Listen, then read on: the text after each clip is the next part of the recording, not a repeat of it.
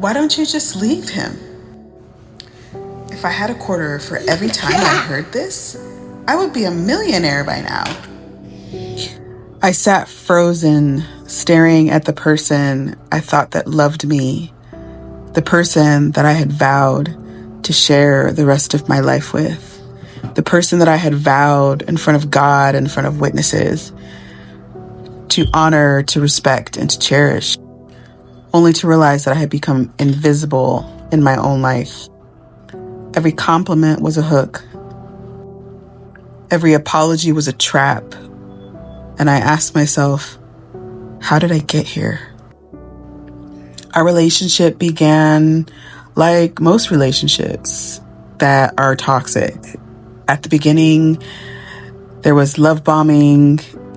He made me feel like he was going to be the most faithful man, that his vows, he had made these incredible religious vows that were so profound and poetic, like a Titus in a crisis.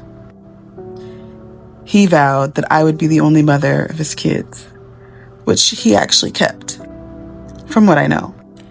But that didn't mean that he couldn't still play in my face. We would have long conversations, witty, deep conversations, and I felt like I had this deep love for someone that really understood me, someone who really cared about who I really was. I felt like he was my best friend, and that we could go anywhere together, we could do anything together, and that I would never not be supported. And then the shift began. He started to criticize me in little ways that would demean my self-confidence and my self-worth. Wait, you're gonna do your hair like that? Or you're gonna wear that? You know how sometimes you can be a little overbearing. He started to control the way that I saw my family. He even started to control how I was viewed by my family. And then when I started having kids, it started to escalate to my parenting style and how I was not a good enough mother. I remember just brushing things off at the beginning because I just didn't want conflict. I just stopped talking. I just stopped speaking. I stopped using my voice. I stopped wanting any conflict because I was just trying to preserve my peace.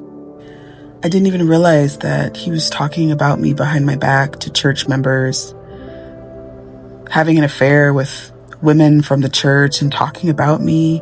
And then these women would come up to me saying personal things about me, like, why are you talking to me about things happening in my marriage?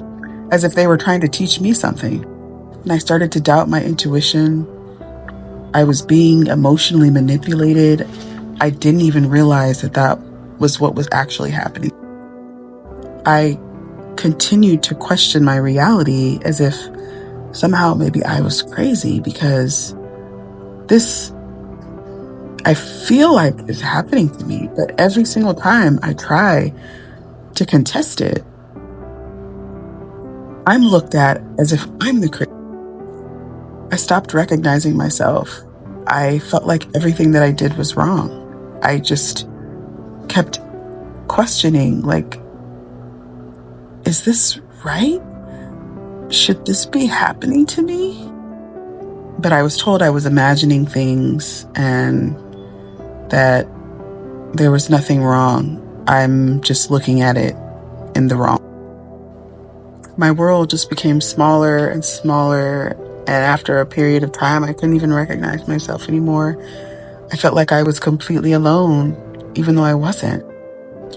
I remember staring into the mirror one day not even being able to recognize myself after a fight that we had. And my leg was bruised up. My arm was black and blue. And he came into the bathroom and he tried to cover it up as if it didn't happen. And I kind of questioned, like, is this what my life has become? Is this what I want to do for the rest of my life? Is this how I want to live for the rest of my life, hiding behind this dark truth? I felt like I was in a nightmare that I could not wake up from. That was when I knew something had to change. This was my moment when I discovered candle magic. And it was almost like an awakening moment for me. We had just moved from Kentucky to Colorado, and I had my daughter. And I started having all of these spiritual experiences that were freaking me out, but at the same time were extremely breakthrough moments for me as a woman, as a mother, and as a spiritual practitioner who I was. Each time I would light a candle, I would imagine myself removing this weight and putting on this armor of protection.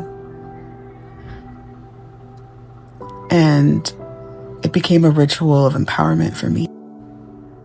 I started to gain courage, and I started to have insight on what was actually happening. And I started to become angry about certain things. And I started to express that anger. And he was becoming more and more irritated that I started to push back when he would gaslight or manipulate me. It wasn't easy. I had so much fear. I had never been a single mom. I had never been alone with children. I remember he would work nights and I would be sleeping in the bed by myself. And I would just be filled with so much fear and not know exactly what I was going to do, how I was actually going to escape. Because I was in this nightmare that I honestly didn't think I would be able to. The process of having to learn how to trust myself again, it was a climb, but I did it. Every step was grueling, but I felt like every time I would take a step forward, I gained more strength and I gained more resilience.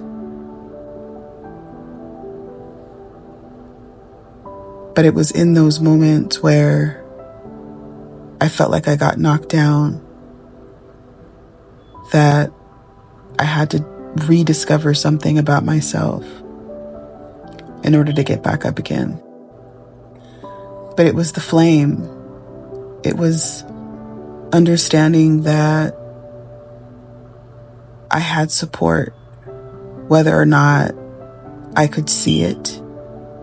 It was there, and it was all within me. And that's what the flame, every time I would light my candles and do rituals and pray, I would find that inner resilience to move forward.